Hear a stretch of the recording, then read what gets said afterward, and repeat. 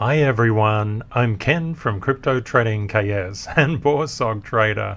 If you're new, welcome, and welcome back KS family and the BORSOG clan. If I can do it, you can do it. Please consider sharing and liking this video and also subscribing to the channel.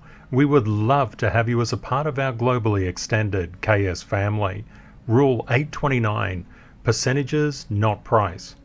In the Crypto Trading KS channel, we go through setups of the crypto market all the time. And the concept is what we're actually interested in is not the actual price of different cryptos, because you can see cryptos can vary from very, very affordable to very, very expensive. But professionals don't care about the price. They only care about the percentage. How much can this thing particularly move? If it moves 10% and it costs this much, and it moves 10% and it costs that much, it's still the same 10%. And this is a really important thing to recognize. Percentages also mean something different. You don't have to get a very, very high percentage to do really, really well over time. For example, if you could just turn 10% per week and just keep your investment rolling over, you would actually make 117.4x within a year. You can do this with borsogging, and many of the illustrations, many of the examples I'll show you can make more than 10% in 1 week. And this is really interesting because a lot of people in the crypto market right now are scared to death. They're talking about crypto winter. In fact, it's never been better for trading. So what is BORSOG? BORSOG is buy on red, sell on green. That's rule 621. We cover these rules extensively in the Crypto Trading KS Masterclass, which is the formula, if you like, that I put together to help people understand how to look at the markets more effectively. Let's get into a trade. We're going to look at GMT. Now, this is how the market was looking before this trade was entered into. Another thing you might like to keep in mind, borsogging is all about learning. It's going long at spot. You don't use leverage. It applies to any market condition. Bull market, bear market, consolidation absolutely does not matter.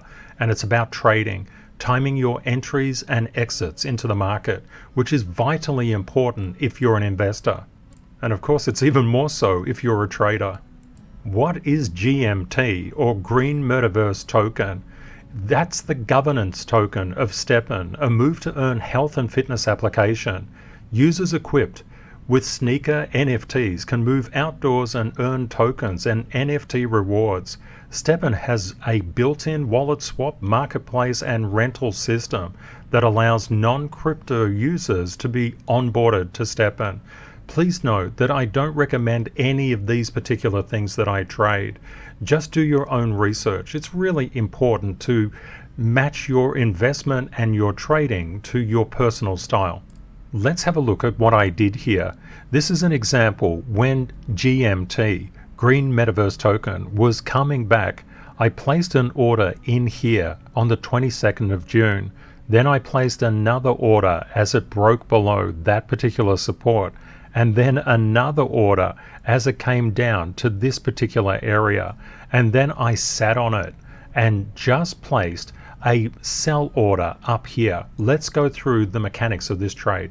The masterclass students know this is the way that I present all trades. I give the evidence, and also all of the students do exactly the same thing back to me in return. It's the way to go. Transparency is key. So what do we see here? A buy level at 79,555. 79,555. You can see another buy order here at 75,195. That's 75,195. This one here, and then 76,882. That's that one there. 76,882. And you can see the sells were placed 97,962 and 98,398. These particular ones.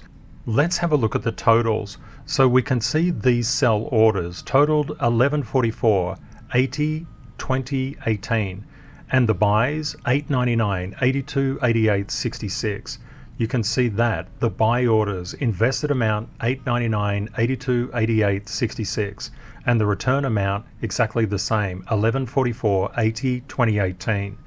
And what we actually see here, this was a 27% return. And this occurred within 3 days and 20 hours. Let's just call it 4 days. You can see the annualized return on investment is quite healthy. It's right up there. I won't bother reading that out because that's not the point of this. When we borsog, we actually want to get into the dynamics of the market, understanding where price can and could go. What a specific crypto can and cannot do is largely dependent on what Bitcoin is doing. When we had this bit of an exponential blow off, hitting high resistance, I actually did those 2 orders. One was placed and I placed another one up higher and I brought it down. And am I upset with myself for that? Absolutely not. If you consider what we actually accomplished, a near 30% return in about 4 days, that's pretty good. Now, one thing that a lot of people get into is they say, why didn't I buy the absolute bottom and why didn't I sell the absolute top?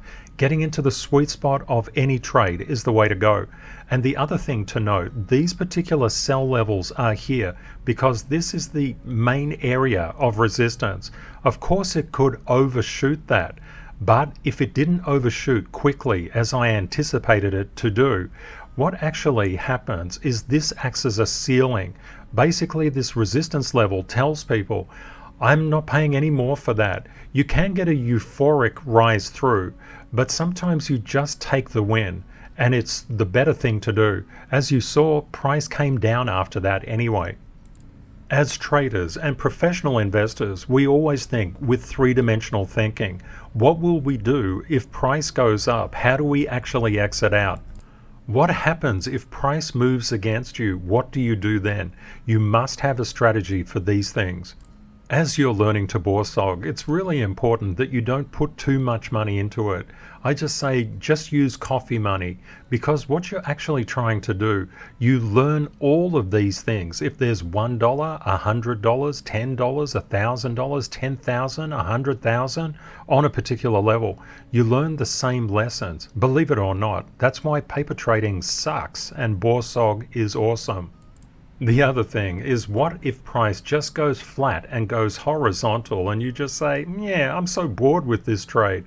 Of course, don't get bored with your trades. Remember, life is a marathon and not a sprint, and so is trading and investing.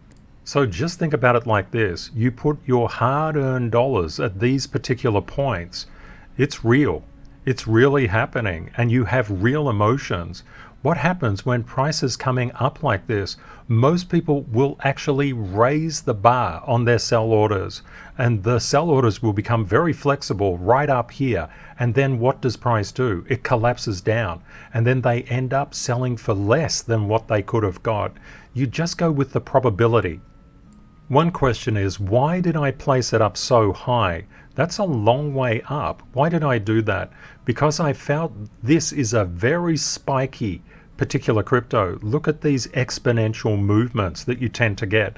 You tend to get something like this, and it tends to collapse. Something like this collapse.